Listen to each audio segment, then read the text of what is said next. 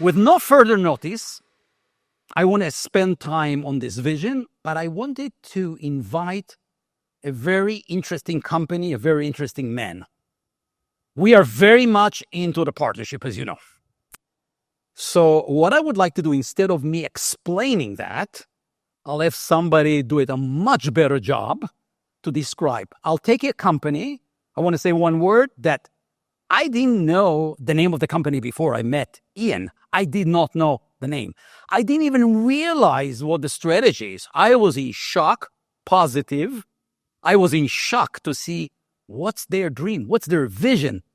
So I thought about maybe to bring him on stage and let him tell you, while I ask few questions about what's going, something about the company most of you are not aware of, and what is most important is the vision. Please welcome Ian Tyndall. He is the Managing Director of Digital Strategy and Innovation, Altria Group. Here. And a good friend. Okay. Ian, just to begin with, and to make it simple, maybe you introduce yourself in few words.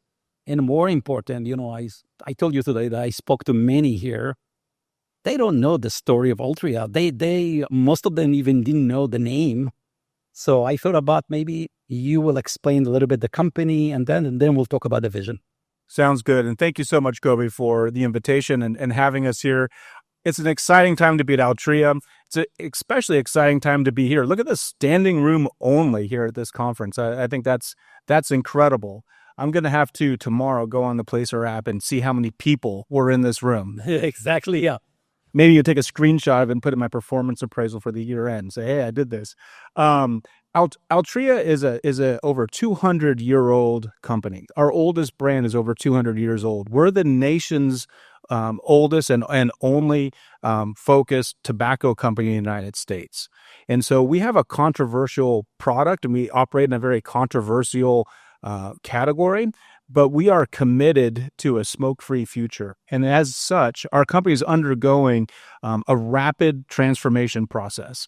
We recognize that the future for us and our business rests really on two key sustainability promises. One is we have to make sure that maintain a commitment to reducing the underage use of tobacco products in the United States. And then second, we need to reduce the harm caused by our products. And so we've committed tremendous resources to accomplishing both of those. But as a company, we're looking beyond the traditional tobacco business. And as part of our 2028 goals, we're looking to drive over $2 billion in new revenue from innovative products. And we've made a commitment to our board of directors that we will have in broad distribution across the United States, 5 new non-nicotine products. So as a business, we're moving entirely away from that history that has served us well in the past and growing the business to where it is today. But we're setting our sights on an entirely new future. Can I ask a question? What are the unique assets that you have that with this kind of a bold transformation here, you believe you will be successful and in a very unique position to do that? I think that what really sets us apart in the United States are a couple of things, but I'll touch on a few. Of course, it's our employees and our talent. I have to say that. But we call on our products are sold in over 300,000 outlets across the United States. Our sales force visits every single month over 200,000 of them. So that gives us a tremendous connection point with stores across the entire United States and Puerto Rico where we do business, and gives us, I think, great insight into those stores' operations, their businesses, their challenges. And from that, we've built trade programs and been a leader in digital innovation in small independent stores in particular, or across the convenience store channel, by launching a digital trade program where over the last 5 years, we've helped retailers invest in their stores by giving them resources to help them get onto scan scanning programs where they can collect their SKU level data, get their pricing right, provide them with resources to better build loyalty programs for their own consumers. And so our one of our biggest assets, I would say, is our sales force and the breadth of the coverage and the depth of coverage we have in the United States. And then we have also tremendous data assets that we've collected over time about the state of the market here in the United States. What intrigued me very much that you talk physically to every owner of a convenience stores, including all the independent convenience stores, one by one every other month. That's like physically visiting them, right? Yes. And so how are you going to leverage that? The fact that you meet them face to face. I think having that relationship, we've built a lot of goodwill over time. And part of what our salespeople do, it's interesting. We don't go into stores with products to sell. We focus a lot on consultative selling and talking about business improvement opportunities, different ways to merchandise or price products, other things.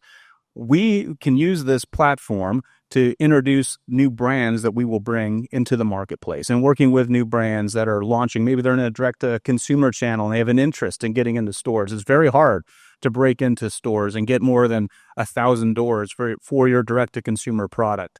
And so our sales force is really well positioned, given those relationships, the frequency of the visits that we make, to be able to help us get broad-based distribution of products. Let's take, for example, a convenience store owner that you meet him every other month.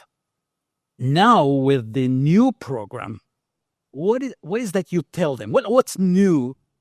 How you sell them the fact that you up to something very big? And what's the value for them, of course?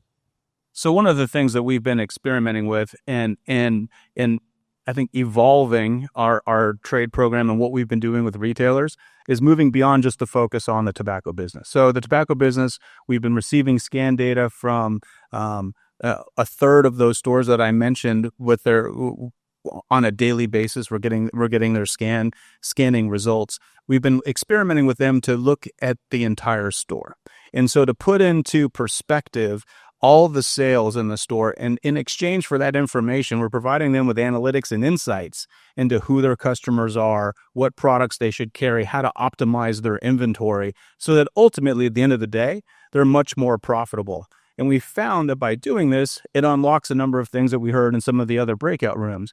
When you have that level of store data across a wide swath of the retail space, it unlocks retail media and marketing attribution for advertisers, and that's a big value add for us in terms of understanding what products should go into what stores. One some of the interesting things and reason we came to Placer was it was interesting for us to understand, well, who's the audience who's shopping in these stores in that trade area, who would be the folks coming in and out of these stores. We know that the tobacco customer pretty well, but who's the other 2/3 of the visitors coming into these stores? And so that's been very interesting for us, so that we can make highly tailored and personalized recommendations to retailers in that consultative selling way that we typically do, in a data-driven manner, to help them improve their business and find those products, those recommendations that will resonate and make them more profitable. By the way, I've used the term gold mine when we talk to them. We're working for 6 months now. But when I look, you talk about SKU level data. Everybody buys coffee there will be registered. Coffee, okay, every item. You mentioned to me how many people, there was staggering number. You mentioned how many people visit the 220,000 stores, like you said. So across the United States, the entire U.S. population walks in and out of a convenience store every 3 days. You can imagine that. And let me say something for Placer. For Placer, of course, not helping be part of this process that we love to do, but think about the sky is the limit here, because if there is a SKU level data, he can find, good SKU level data around. You can't. Yeah, there's some pieces there. I'm not saying we're only one in the world, but to get this kind of a completeness of transaction with numbers like staggering, that's something that we see as a gold mine. That's number one. And of course, helping to, and you have some more plans. You want to put some screens over there. You want to install, you want to do more than just give them some information. So yeah, go ahead. Yeah. So I think making a recommendation to a retailer to carry a product is interesting and it's helpful, but it's even better if as a manufacturer or brand, you can say, hey, this product's a good fit in your store, and to be able to follow that up with advertising in that store location to help make shoppers in that location aware that this product's available, and then maybe it's on deal or there's some initial trial offer. So I think definitely bundling the capabilities of retail media with the scan data, I think is a really powerful proposition, both for the store owners as well as for brands and suppliers and even broader advertisers beyond that store location.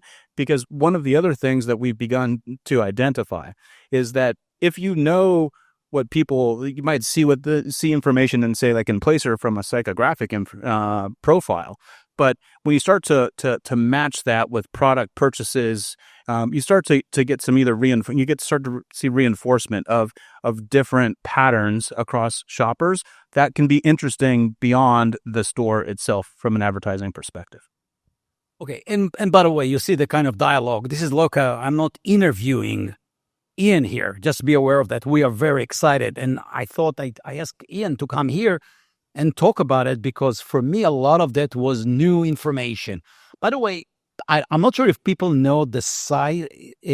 Altria is a publicly held company, and so some numbers you can share with us because it's publicly. Sure. So our revenue is about $23 billion a year. We have 7,000 employees in the United States. I mentioned products are sold in 300,000 locations. Or as I mentioned, we visit about 200,000 of those stores per month. Trying to think of any other metrics. Yeah. Okay. Net profit. Yeah, net profit. Well, we have a dividend payout of 80% of our profit. I think the net profit's about $7 billion or so, if I recall. Can you imagine that? So again, let me capture that because the context here is our partnership program. That's for us, for Placer, this is fantastic because now we have a very motivated company that want to move forward. This is not a plan. Yeah, it's going to take a multi-year to get to do this vast amount of convenience stores and do all of that and media, all of that. There's so many programs here, okay, that we can help to do. So this kind of a partnership, that's the type of things that we at Placer want to repeat. We cannot do hundreds of them. No kidding.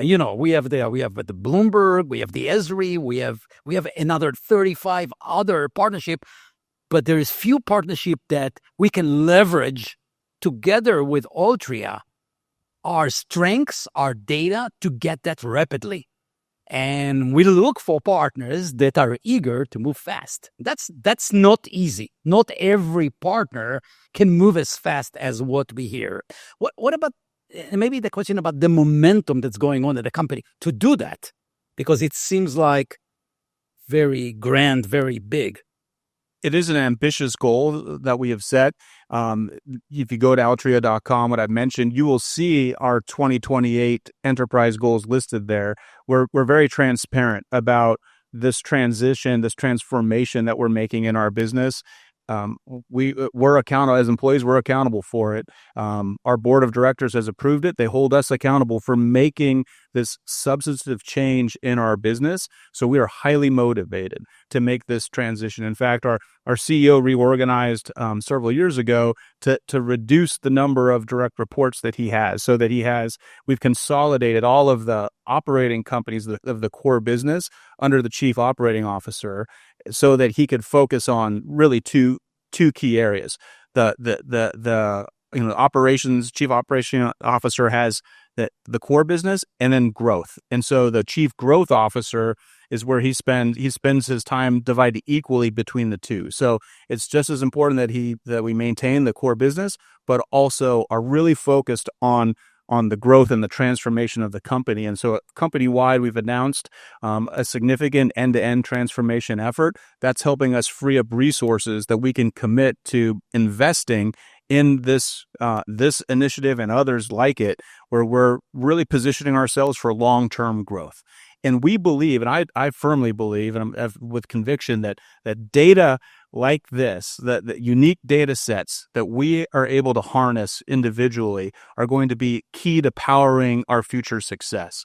And it's with partners like Placer, where it's a simple math equation that we lay out, where 1 + 1 = 3. Right. So long as we can bring a data set and enrich it with something else that moves it beyond just a simple sum of the parts to something even greater, that for us, it creates, we believe, that differentiation in the market. And so we're actively searching for data enrichment partners who can help us take the data assets that we have and elevate them to a new level and combine them in new and interesting ways that create value for all the stakeholders involved. Okay. The last statement, and then I ask for maybe 1 or 2 questions. We have the time for that. Can you imagine, I look at the convenience store, the corner of 47 and 5th Avenue there, and he's independent. And if you go to him, he will never be able to afford to use Placer directly. That's the long tail, right? It's impossible, right? He doesn't have the time or whatever. But here is a company that says, this is one of our customers. This is the long tail. We will bring him free of charge. Some analytics about, let me tell you what's going on in your store. You can be better. You can make more sales or whatever. By the way, for all products, everything, he can do whatever he wants. And then they come and say, he can offer some non-nicotine products because we know that many of the people come and step and go inside. It's before we go to the gym next door. So if you think about the potential, and if he will just look at that, he doesn't have to navigate and look at the data and leverage that and get it for free. Now, for free, you have to get back, the SKU level data. There is a whole business case, but he doesn't pay anything out of his pocket. And that's a great strategy. What we, from Placer, of course, we would like to populate and get the data out there in places that we cannot get to. This is the long tail. It's impossible. You cannot get to everyone in the world. And there's many. Convenience store is one type, right? Doesn't include every SMB, but it includes a big chunk of that. And that's the one we'll learn and leverage that. Anything to add before? No, I'll just add on that same example that bodega shop owner, right? They're feeling all the pressures we do of inflation on their business, labor challenges. Their time is scarce as they're trying to juggle so many different responsibilities as an independent business owner. That if we can come in there and help level the playing field with the information and insights that we can provide them that would only be available to a much larger enterprise with tremendous backing and resources to go gather all this information. We think that's really compelling to help that business owner who's really chasing the American dream in many cases as a first or second generation American. I think it really helps improve the impact that these stores have in our communities and across our economy as a job creator, a business provider, and serving the community and the need. So we think that these tools are a great addition to businesses of all size. We're happy to be in this place where we think with our data assets and the access that we have to the marketplace that we can make the market in an interesting way, and a rising tide lifts all boats. And so if we can help raise the level of data literacy and competency in the access for this market, we feel like we're really good operators of what we do with fast-moving, consumer goods and building brands that will compete and win in this space. Yeah.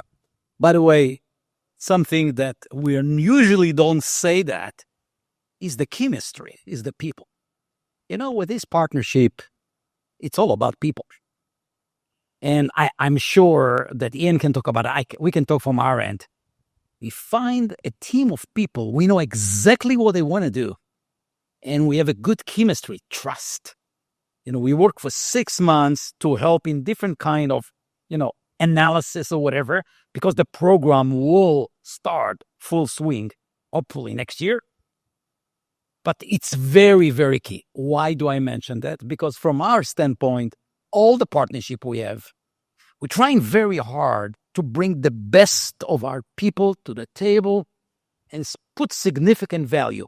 It's the willingness, it's the attitude, not just the data. Of course, without the data, what do we do here?